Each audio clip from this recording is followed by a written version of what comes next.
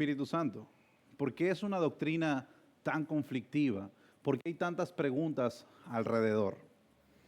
Teniendo eso en mente, teniendo todas esas preguntas en mente, voy a invitarlos a buscar en las Escrituras, en el libro o en el Evangelio de Juan, en el capítulo 14. Vamos a leer 2 versículos. Podemos incluso leer 3, desde el versículo 15 hasta el versículo 18.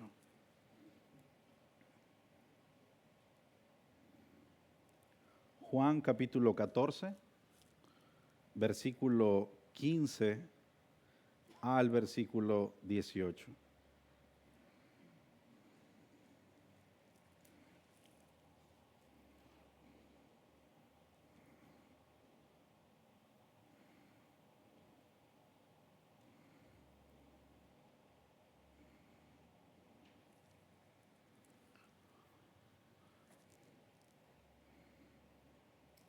Dice Juan capítulo 14, versículo 15 al 18. Si ustedes me aman, guardarán mis mandamientos. Entonces yo rogaré al Padre y Él les dará otro consolador, para que esté con ustedes para siempre. Es decir, el Espíritu de verdad, a quien el mundo no puede recibir porque ni lo ve ni lo conoce. Pero ustedes sí lo conocen, porque mora con ustedes y estará en ustedes. No los dejaré huérfanos, vendré a ustedes. Oremos. Padre, gracias por tu palabra. Gracias, Señor, por este tiempo que nos permites reunirnos y continuar nuestros estudios. Este proceso, Señor, de fundamentos de la fe que tú has utilizado para edificar nuestras vidas, para ayudarnos a conocerte mejor, para ver a Cristo, Señor, más claramente, más profundamente. Y te pedimos que ahora, Señor, en esta mañana que nos corresponde estudiar la doctrina del Espíritu Santo, tú puedas iluminar nuestros corazones, iluminar nuestras mentes para comprender esta doctrina a profundidad. Oramos, Señor, en el nombre de Jesús. Amén. Mis hermanos, la doctrina del Espíritu Santo. Sabemos que es sumamente controversial. Sin embargo, antes de iniciar, vamos a ver esta doctrina por lo menos en 3 partes. Vamos a ver las dificultades, vamos a ver la personalidad del Espíritu Santo y vamos a ver su deidad. Y si el Señor nos ayuda y nos queda tiempo, vamos a hablar acerca de los dones que el Espíritu Santo da. Nosotros sabemos que hay dones espirituales y la problemática alrededor o en torno al Espíritu Santo proviene del tema de los dones. Algunos de ustedes conocen iglesias donde hay dones como el hacer milagros, dones que lo conocemos como el don de sanidad. También, no sé cuántos de ustedes han estado en iglesias donde hay un don que se llama el don de lenguas, donde hay personas que hablan otro idioma, un idioma que se adjudica que es angelical y que no muchos pueden entender. Esa dinámica de dones radican en la persona del Espíritu Santo. Nosotros también recordamos que en este tipo de iglesias hay elementos como los sueños, las visiones. Entonces, todas estas doctrinas, todas estas enseñanzas giran en torno a la persona del Espíritu Santo. Pero la pregunta para nosotros hoy es, ¿quién es el Espíritu Santo? ¿Cómo nosotros percibimos o entendemos al Espíritu Santo? Y quizás antes de iniciar con la exposición, me gustaría primero saber qué piensa cada uno de ustedes o algunos que deseen de quién es el Espíritu Santo o qué preguntas tenemos acerca del Espíritu Santo. Así que este es su tiempo. Denme sus opiniones acerca de quién es el Espíritu Santo. El Consolador, la tercera persona de Dios. Mi hermana Mariana. El Espíritu de Dios. El Espíritu de Cristo. Muy bien. Dios mismo. Ujú. ¿Qué más? ¿Qué más pensamos acerca del Espíritu Santo? Mi hermana María. El que me habla, ok. Quien te sella, correcto. Vemos el sello del Espíritu Santo. ¿Qué otra cosa vemos acerca del Espíritu Santo?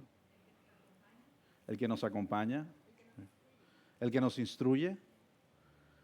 Vemos, ahí estoy viendo que estamos viendo la obra del Espíritu Santo. Pero el Espíritu Santo en sí mismo, ¿quién es? Dios. Es Dios. Es la persona de Dios. Sin embargo, nos cuesta trabajo ver al Espíritu Santo como Dios, porque vemos usualmente al Espíritu Santo como una herramienta de Dios, pero no lo vemos como Dios en sí mismo. No vemos siempre al Espíritu Santo como Dios en sí mismo, sino que lo vemos como una herramienta. Tengo problemas con el televisor, no sé si me ayudas si mejor lo sacas para que no esté aquí. Y nosotros no se preocupen, nosotros seguimos. Vamos a ver, mientras Kevin nos ayuda, vamos a ver algunas dificultades. Este es el del televisor. Vamos a ver algunas dificultades alrededor del Espíritu Santo. Hay algunas dificultades genuinas que nosotros encontramos alrededor de ello. Bueno, una de las primeras dificultades que tenemos es que tenemos menos información acerca del Espíritu Santo. Es decir, nosotros en el Antiguo Testamento, ¿a quién vemos? ¿Cuál es la figura más predominante en el Antiguo Testamento? Dios el Padre, ¿cierto? Y en el Nuevo Testamento, ¿quién es la figura más predominante? Jesús. Pero ¿en dónde vemos al Espíritu Santo? En Hechos, en los Hechos de los Apóstoles. Incluso hay algunos historiadores que dicen los hechos del Espíritu Santo por medio de los apóstoles. Así titula el libro de los Hechos. Pero, ¿cuál es la definición entonces? O cómo nosotros podemos definir o entender la persona del Espíritu Santo? Si el Antiguo Testamento aparentemente no es claro, si el Nuevo Testamento habla mucho más de Jesús, entonces ¿el Espíritu Santo solo existe en el libro de los Hechos? Es una pregunta que podemos hacernos. En toda la Biblia. ¿Ok? ¿Qué más? En el bautismo de Jesús, ¿correcto? ¿En qué forma descendió el Espíritu Santo? Paloma, adelante. Desde el principio.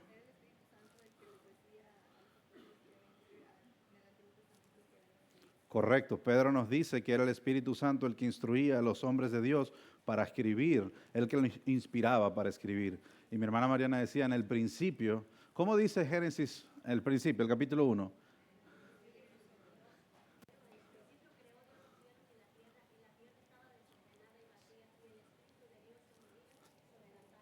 Ahí está. ¿Qué se movía sobre la faz de las aguas? El Espíritu de Dios. Lo que nos hace entender que el Espíritu Santo o la persona del Espíritu Santo estaba presente desde la creación.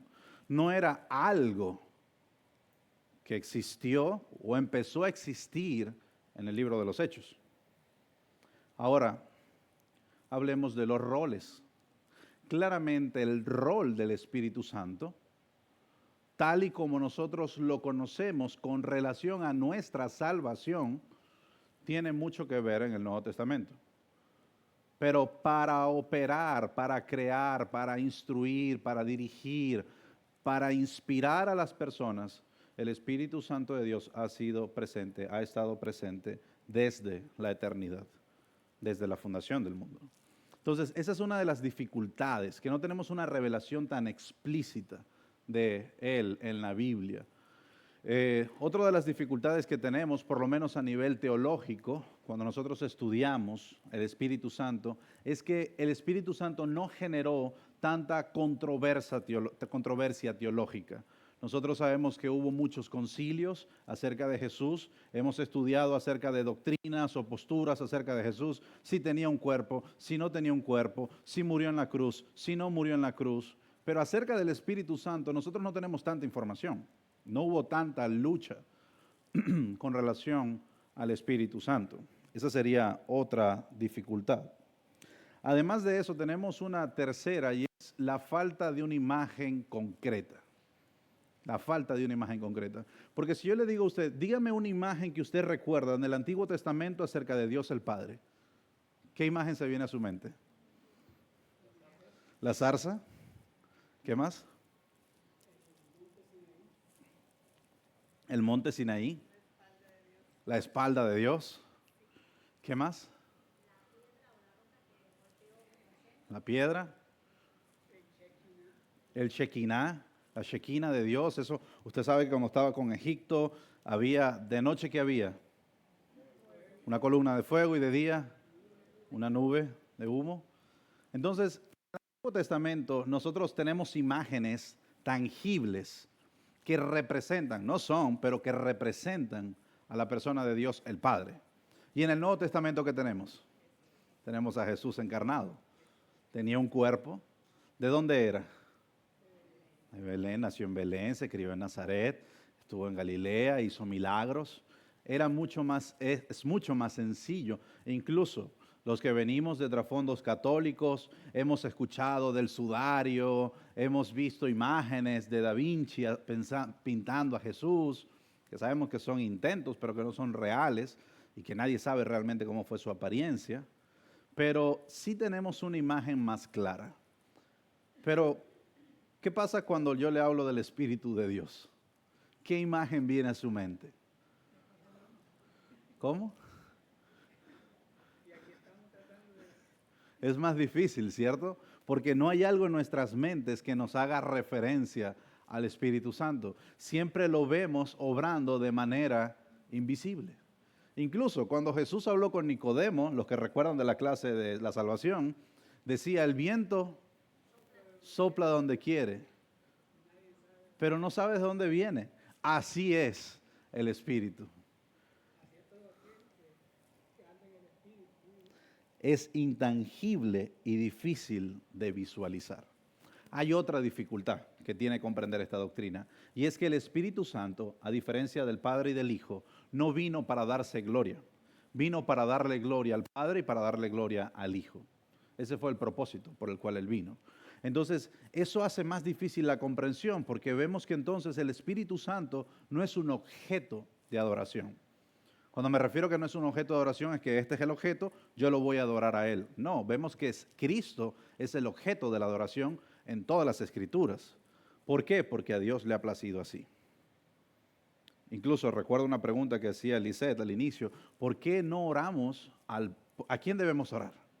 ¿Oramos al Espíritu Santo? ¿Pero usted ha escuchado esa oración fuerte al Espíritu Santo?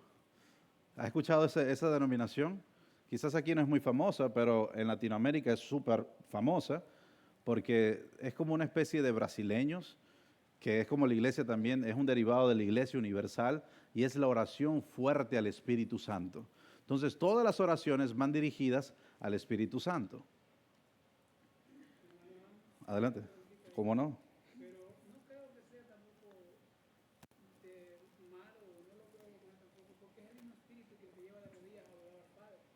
Correcto.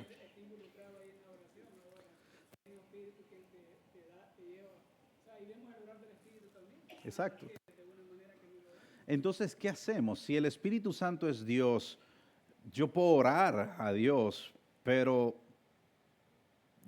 ¿por qué no oro al Padre? ¿Por qué no oro al Hijo? ¿Por qué no oro al Espíritu Santo? ¿Cómo lo hago? ¿Puedo orar al Espíritu Santo? Bueno, como Dios puedo, pero ¿Jesús oró al Espíritu Santo? ¿Los discípulos oraron al Espíritu Santo? Esas son cosas que vamos a tratar de ver el día de hoy. Entonces, esas son algunas dificultades genuinamente eso nos cuesta. Ahora, hay algunas ideas equivocadas. Y la primera idea equivocada que a veces está en nuestras mentes es la idea de que el Espíritu Santo es una fuerza impersonal y no una persona divina. Es decir, pensamos que es como una fuerza que Dios usa, pero no es necesariamente una persona divina. Y a veces, si somos honestos, no entendemos la persona del Espíritu Santo. Simplemente lo vemos como el que opera. Entonces es una especie como de poder que Dios envía, pero no es necesariamente una persona. Bueno, es un error, porque si vemos al Espíritu Santo como una energía o una influencia de Dios, estaríamos negando que Él es una persona, que Él es una persona. Entonces, esa es nuestra primera idea equivocada. El Espíritu Santo no es una idea impersonal. En segundo lugar, el Espíritu Santo se percibe a través de obras o rituales específicos. Voy a tratar de explicar esto. Algunos creen que el Espíritu Santo se otorga solo a través de acciones humanas como la imposición de las manos, el bautismo o buenas obras. ¿Ustedes no se han dado cuenta de esas iglesias donde cuando este hombre que dice ser pastor o apóstol pone las manos en las cabezas de las personas y qué sucede? Se caen. Y en el mejor de los casos se caen. En otros casos, ¿qué sucede? Vomitan, empiezan a temblar, empiezan a gritar, empiezan a hablar en otro idioma, a reírse. ¿Ustedes han visto el video de Cash Luna, de la línea de poder? ¿Alguno lo recuerda? Que él toma su Biblia, la lanza al piso y la gente no podía pasar al otro lado porque había una línea de poder. Todo esto se adjudica al Espíritu Santo, porque se cree que Él obra a través de rituales específicos, de acciones como extraordinarias, sobrenaturales, que son la expresión del poder de Dios. Sin embargo, el Espíritu Santo, desde una perspectiva bíblica, es un regalo de Dios al momento de nuestra regeneración. ¿Quién es el que nos da un nuevo corazón? Es el Espíritu Santo que nos da un nuevo corazón. Hay otra idea equivocada que tenemos, y es que el Espíritu Santo da nuevas revelaciones doctrinales adicionales a la Biblia. Y este es el más famoso, que usted solo tiene que encender la radio o ver cualquier predicador y va a escuchar la frase, Dios me dijo. Dios me dijo. Va a escuchar la frase, tengo una revelación nueva para ti. Va a escuchar la frase, Dios me reveló. Dios me mostró en sueños.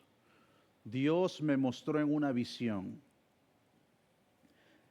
Al Espíritu Santo se le asocia como aquel que da nuevas revelaciones que están al mismo nivel de autoridad de las Escrituras.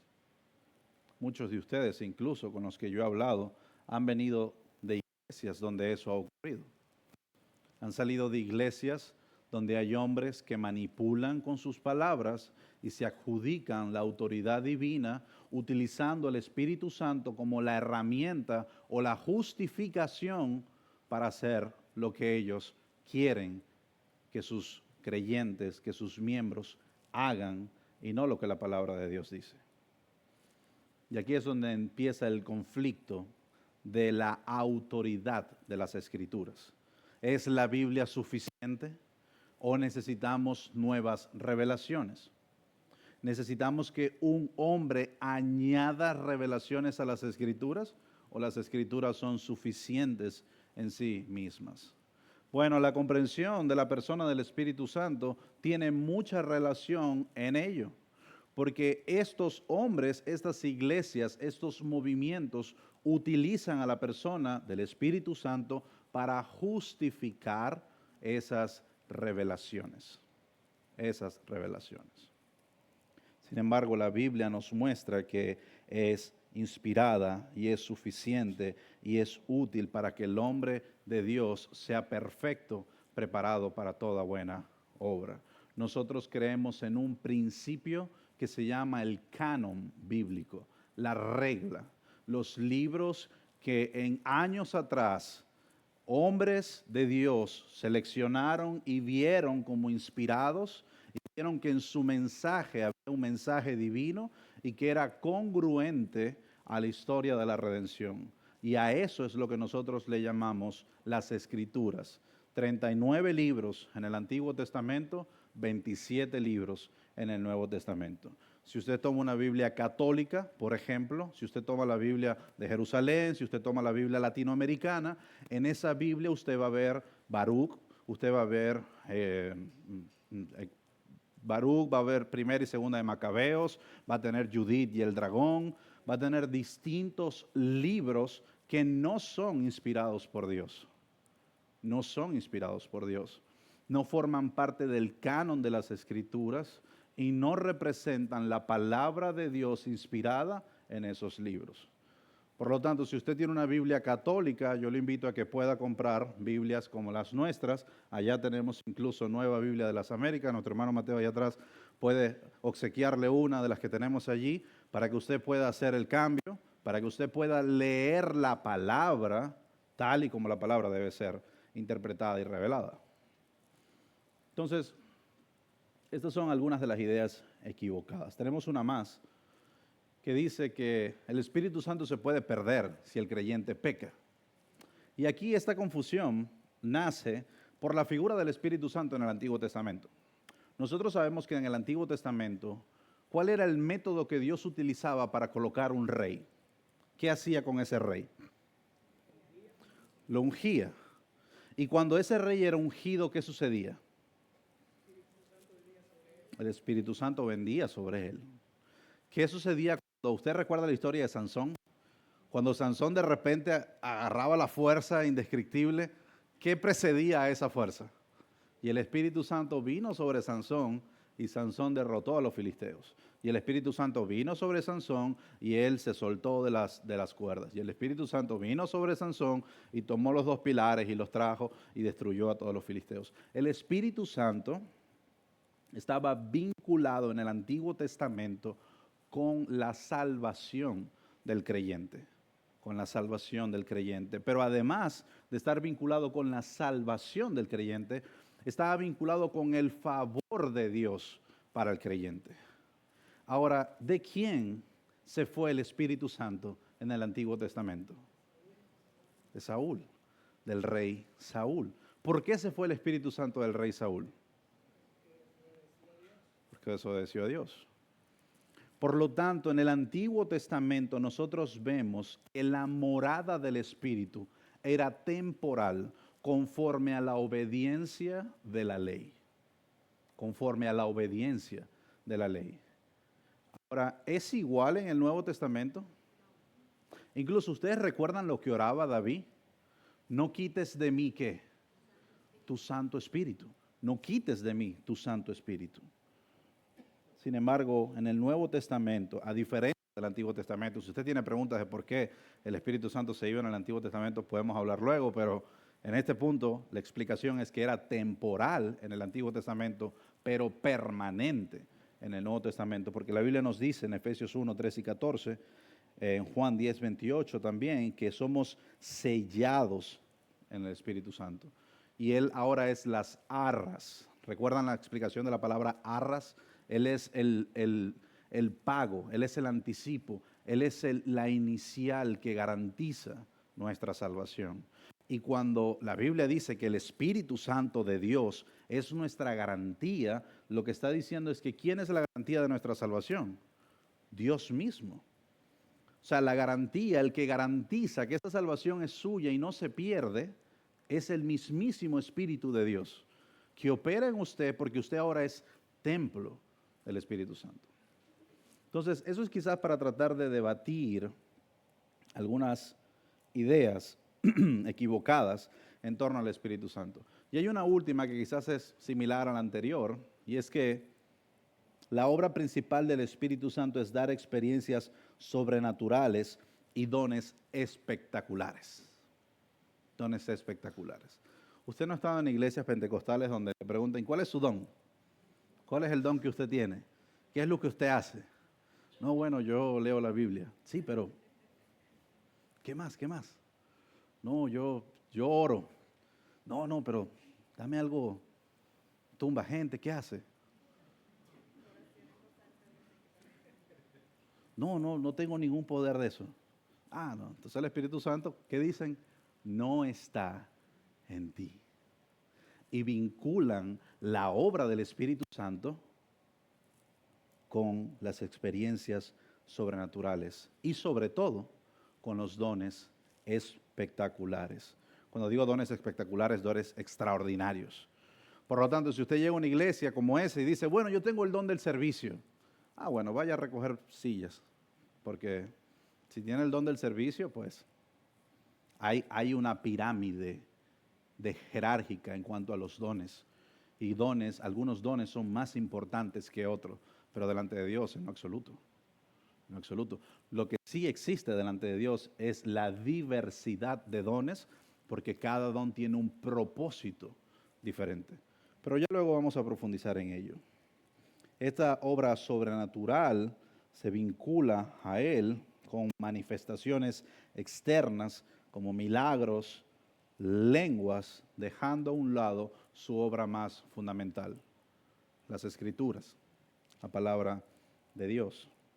Desde la perspectiva bíblica, la obra del Espíritu Santo es glorificar a Cristo. Ese es su principal propósito. La segunda es regenerar los corazones de los pecadores. Y la tercera es santificar a los creyentes. Glorificar a Cristo, regenerar nuestros corazones y santificar nuestras vidas. Esos son los propósitos del Espíritu Santo en nuestras vidas, pero ya lo vamos a ver más adelante.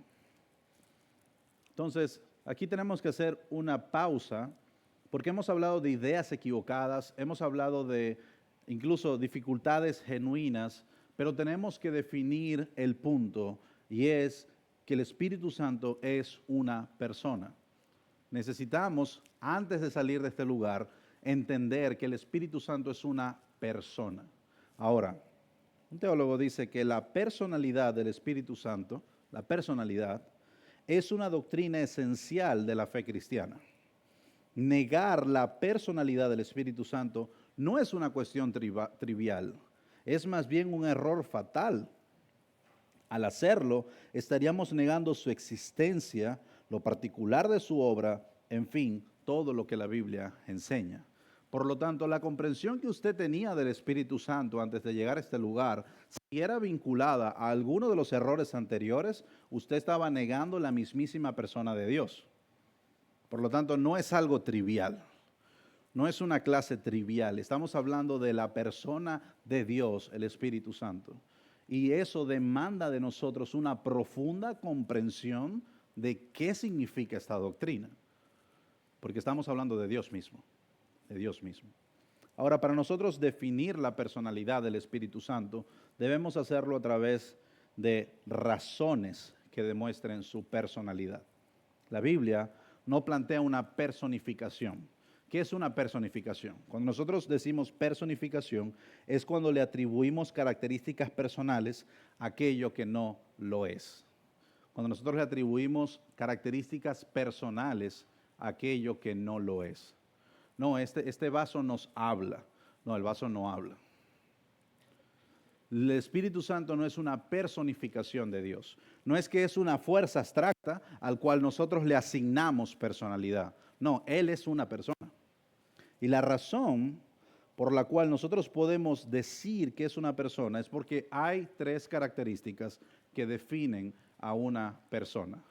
El intelecto, número uno. Las emociones, número dos. Y la voluntad. Es decir, la capacidad de pensar, la capacidad de sentir y la capacidad de hacer. El intelecto es la capacidad que yo tengo de pensar. Las emociones es la capacidad que yo tengo de sentir. Y la voluntad es la capacidad que yo tengo de hacer.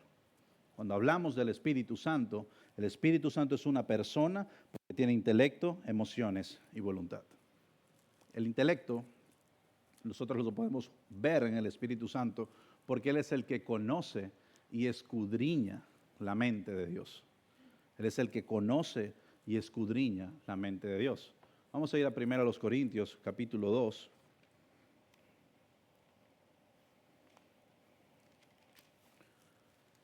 versículo 10.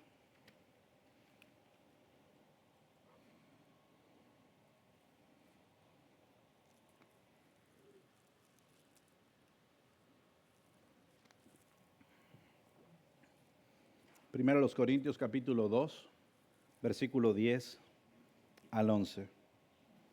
Dice, pero Dios nos las reveló por medio de ¿quién?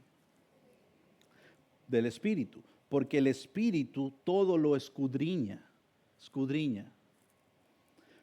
aún las profundidades de Dios. Y fíjese el versículo 11, la pregunta que hace, porque,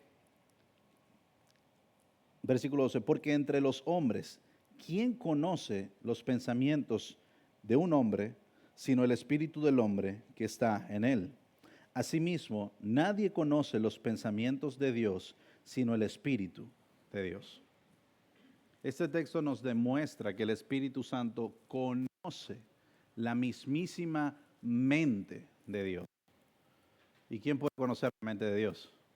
Dios, solo Dios. Por ejemplo, en Romanos 8:27 también nos dice que Él tiene mente. Romanos capítulo 8, versículo 27 dice, y aquel que escudriña los corazones sabe cuál es el sentir del Espíritu, porque Él intercede por los santos conforme a la voluntad de Dios. El Espíritu Santo es una persona porque tiene intelecto, y tiene intelecto porque conoce y escudriña no solo la mente de Dios, sino también nuestras mentes. El Espíritu Santo de Dios tiene la capacidad para conocer nuestras mentes, nuestras decisiones, nuestros deseos, nuestros anhelos, porque Él escudriña al hombre. Y escudriñar es esa búsqueda profunda, es a eso a lo que se refiere. Ahora, el Espíritu Santo no solo tiene intelecto, el Espíritu Santo también tiene emociones. La Biblia afirma que el Espíritu Santo tiene sensibilidad y tiene emociones. Vamos a Efesios capítulo 4, versículo 30.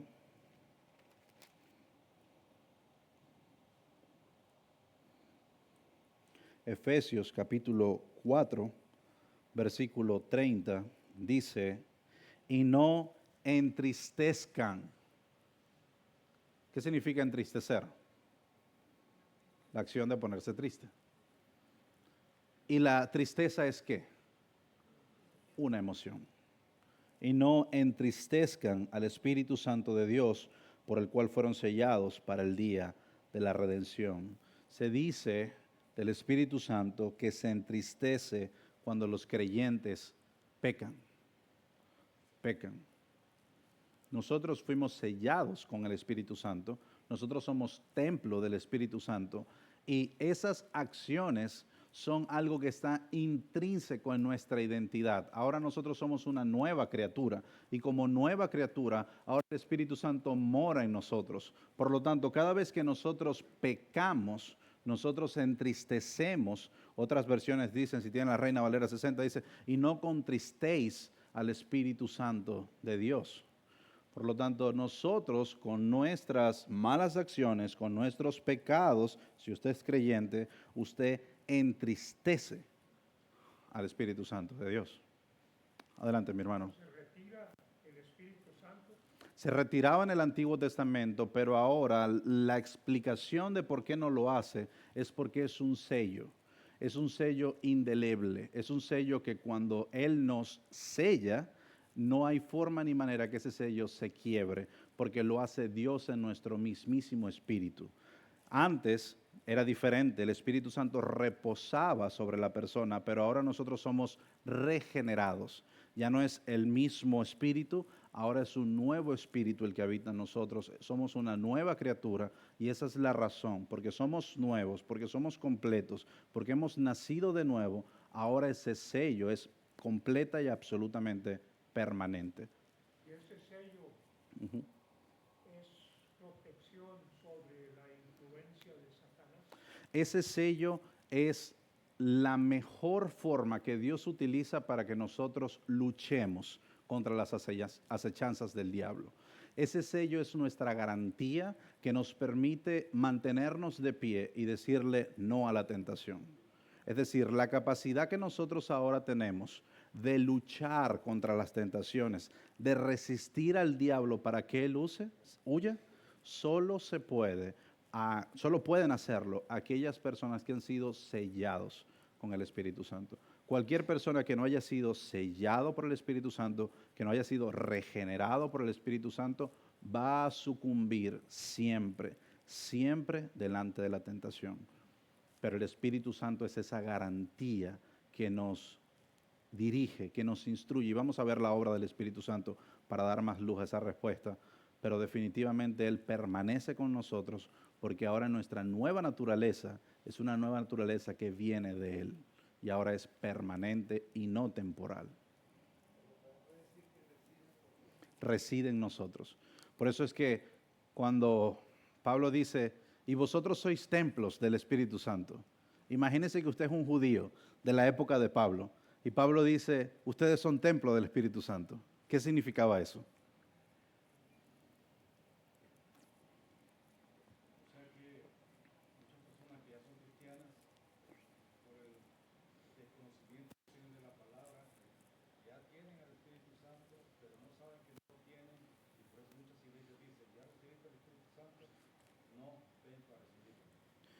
Claro. Hay dos cosas allí. La obra del Espíritu Santo es una y se da al momento de la regeneración. Es decir, cuando nosotros estamos escuchando la palabra, el Espíritu Santo se está moviendo en ese lugar, nosotros escuchamos la palabra de verdad, no como cuando la hemos escuchado en muchas oportunidades. Estoy seguro que algunos de ustedes han estado en lugares donde han escuchado la palabra antes de ser creyentes y usted la escuchaba y usted decía, no me interesa. Pero hubo un día que usted escuchó esa palabra y usted dijo, es cierto, Cristo murió por mí, ahora yo creo. Eso es lo que nosotros le llamamos la regeneración. Es el momento en donde yo tengo fe para creer en Dios, cuando ahora yo pongo mi fe en Cristo. Pero ¿por qué decimos que hay una regeneración antes de tener fe? Porque la fe que yo tenía no me iba a llevar a la salvación. Porque la fe que yo tenía no era una fe en Dios, era una fe en mí mismo. Yo quería satisfacer mis deseos, yo quería satisfacer las corrientes de este mundo. Yo era hijo del príncipe de la potestad del aire, es decir, de Satanás. Pero ahora el Espíritu Santo de Dios obró en mi corazón, rompió el corazón de piedra y puso dentro de mí un espíritu nuevo, un corazón de carne. Ahora, al momento de él hacer eso, es un todo incluido. Es un todo incluido. Es un nuevo corazón, es una nueva vida, es un nuevo espíritu. Es recibir por completo al Padre, al Hijo y al Espíritu Santo. ¿Cuántos de aquí fueron bautizados? ¿Cuántos fuimos bautizados? Cuando ustedes lo bajaron, ¿qué dijeron? En nombre del Padre, del Hijo y del Espíritu Santo. Pero hay algunas iglesias donde parece que el bautismo fue en nombre del Padre y del Hijo y el Espíritu Santo en la campaña evangelística. En la noche de milagros. Ahí es donde van a recibir el bautismo del Espíritu Santo. No. El Espíritu Santo nosotros lo recibimos al momento de nuestra conversión, al momento de que Dios obra en nuestras vidas. Ahora, por supuesto, sé que no estoy respondiendo el punto. Hermano, pero yo he leído en las Escrituras que hay un momento en donde algunos fueron bautizados por el Espíritu Santo.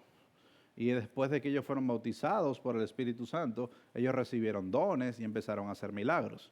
Si usted se está refiriendo al libro de los Hechos, eso era permitido en el libro de los Hechos, porque era un momento histórico de la iglesia donde muchos de ellos no habían recibido el Espíritu Santo, porque era otra forma totalmente distinta a la que nosotros hoy experimentamos. Por ejemplo, en el día del Pentecostés, ¿qué fue lo que sucedió? Jesús les había dicho, por tanto, ella se discípulo a todas las naciones, bautizándolos en el nombre del Padre, del Hijo y del Espíritu Santo. Pero en el Pentecostés fue que el Espíritu Santo descendió sobre ellos. Incluso, cuando nosotros hablamos, ya hay una progresividad en la revelación bíblica. Cuando Juan el Bautista estaba bautizando, no lo estaba haciendo en el nombre de Jesús, ¿cierto? Lo estaba haciendo en arrepentimiento, para el arrepentimiento de los pecados. Cuando ahora vemos el bautismo, lo vemos que es también en el nombre del Padre y en el nombre de Jesús y en el nombre del Espíritu Santo. Entonces, a medida que la iglesia cristiana y que el cristianismo iba desarrollándose, también la participación de las tres personas de la Trinidad se iban integrando en la salvación. Yo entiendo que esto es bien complicado, no espero que lo comprenda hoy, pero sí que lo tenga en su mente.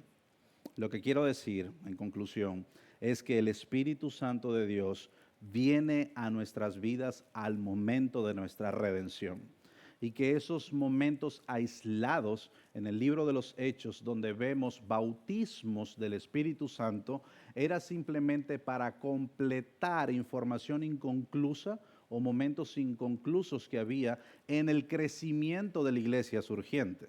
Pero luego nosotros vamos a ver que la doctrina del Espíritu Santo, que la doctrina del Hijo y la doctrina del Padre están integradas en la teología paulina, en las epístolas paulinas, y vienen como un todo en la conversión del creyente. A lo mejor dejé con más dudas en vez de responder la pregunta, pero adelante, mi hermano. ¿Es posible sentir algo físico del Espíritu Santo? Yo creo que, y vamos a hablar de eso al final, déjeme ver mi tiempo, yo creo que es posible que alguien pueda sentir algo físico, lo que no es doctrina. Es decir, yo puedo haber tenido una experiencia con Dios de una forma sobrenatural, porque Dios es un Dios sobrenatural. Y yo no soy quien para ponerle limitaciones a la obra soberana de Dios. Pero al mismo tiempo, yo debo ser bíblico. Y yo no puedo tomar esta posición. Como yo fui bautizado y yo tuve una experiencia sobrenatural con Dios, donde yo sentí una paz, donde yo vi una luz, donde me dolía el dedo, ya no me duele, yo no puedo hacer de eso de una doctrina y decir, todo aquel que reciba el Espíritu Santo, si le duele el dedo, ya no le va a doler, si no vio la luz, si no sintió el frío, si no sintió el calor, porque allí yo estaría yendo a los errores, añadiendo palabras de hombre o acciones humanas a algo que no corresponde. Por lo tanto, la experiencia personal de cada persona es claramente íntima. Sin embargo, el corazón es engañoso. Y yo debo ver en las escrituras y discernir en las escrituras si realmente esa experiencia es motivo de mi emoción, de estimulaciones que hubo al momento de un servicio donde había música, donde había humo y donde había alguien gritando, o si fue razonablemente la obra de Dios en mi vida. Es lo único que yo debo discernir. Mi hermano Iván y luego mi hermana Mariana.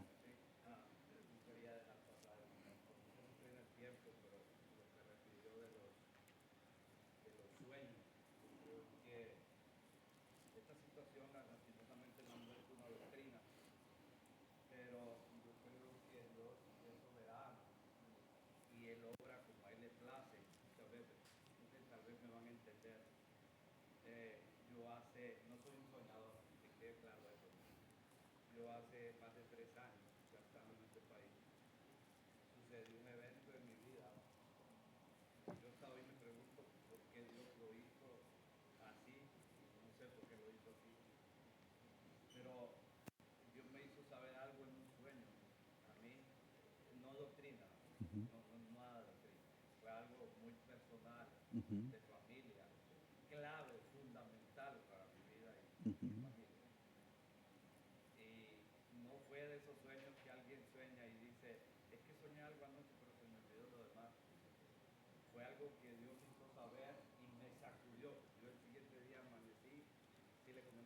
Uh-huh. Lo recuerdo.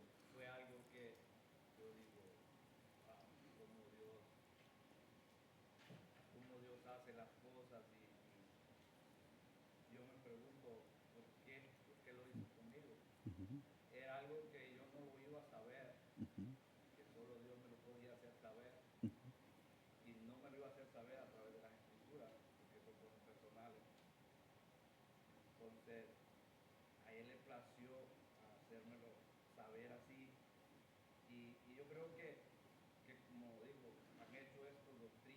Uh-huh.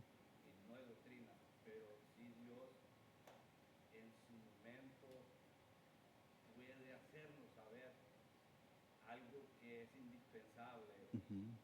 y eso me hace creer firmemente de que Él no nos va a dejar solos y no nos va a dejar tocar fondo en momentos en que Él va a actuar, Él puede actuar, Él va a actuar.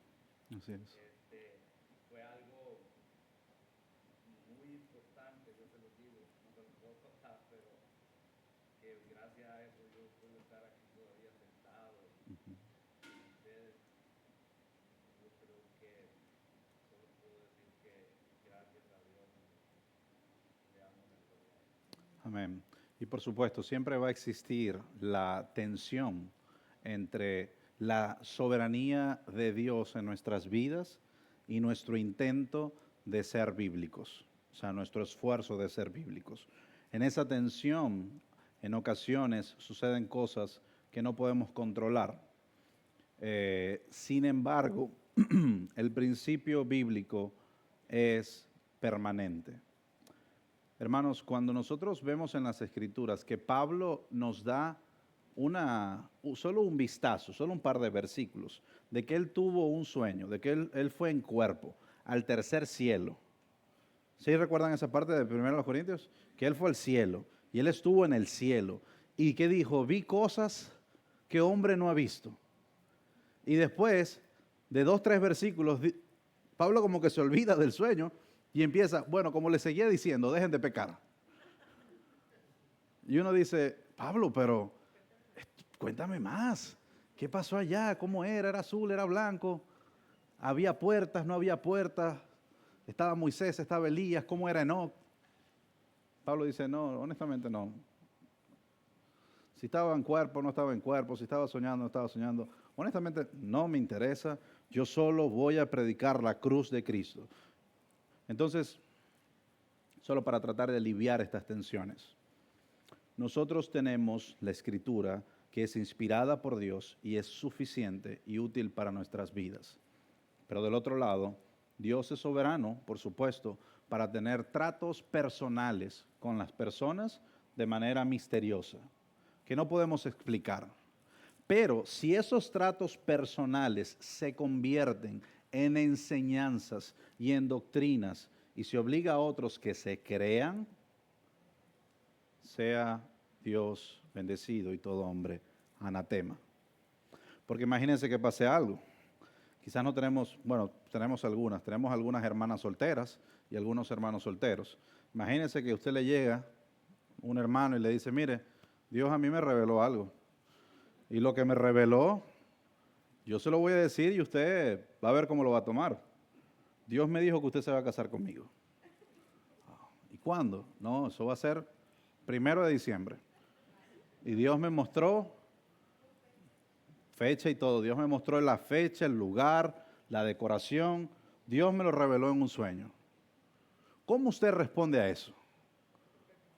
Bueno, si le gusta va a decir que sí, pero me refiero, si no le gusta, ¿cómo responde? Va a decir, a mí Dios no me lo reveló. A mí Dios no me ha dicho nada. Y esa fecha trabajo, así que yo sé que es chistoso, pero lo que quiero decir es que los hombres, los sueños y las visiones no son la autoridad final de nuestras vidas. La única autoridad final son las Escrituras. Adelante, mi hermano. Que el Señor te reprenda, exactamente. Ahí será válido decir que el Señor te reprenda. Hermano, solo para avanzar, si quieres ponme la siguiente. El último punto es que el Espíritu Santo tiene voluntad. Él toma decisiones. Él otorga los dones a que Él quiere. Él toma decisiones en su voluntad. Él hace como Él quiere. Y siguiendo con esa presentación, en la siguiente vamos a ver qué es lo que Él hace. Hay algunos actos. Él enseña. Él da testimonio. Él guía. Él convence. Él llama a servicios especiales. Él dirige a los hombres. Él obra milagros. Esas son las acciones del Espíritu Santo. Y esas acciones tienen que ver con la voluntad. Él tiene la voluntad de enseñar. Él tiene la voluntad de dar testimonio. Él tiene la voluntad de llamar a servicios especiales. Por lo tanto, Lo que quiere decir esto es que el Espíritu Santo en los 3 puntos que hablamos tiene intelecto, tiene emociones, tiene voluntad, y esa voluntad se ve expresada en sus acciones. En la siguiente presentación vemos que el Espíritu Santo es objeto de trato, es decir, nosotros podemos relacionarnos con Él. Se le puede obedecer, se le puede pretender mentir. ¿Recuerdan a a Ananías y Zafira, cuando se presentaron delante de Pedro y dijeron que habían vendido una propiedad y que estaban entregando todo el dinero, pero realmente se habían quedado con una parte? ¿Qué fue lo que le dijo Pedro? Vamos a ir a Hechos 5, si no se recuerda, para que vea cómo dice acerca del Espíritu Santo. Hechos capítulo 5, versículo 3.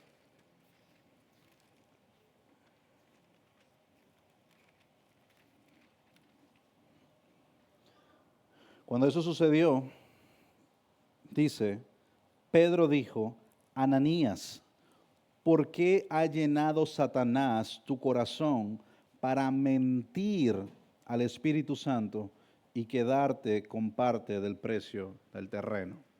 Para mentir al Espíritu Santo. Se le puede mentir, se le puede resistir, se le puede contristar, se le puede reverenciar, se le puede blasfemar, se le puede injuriar.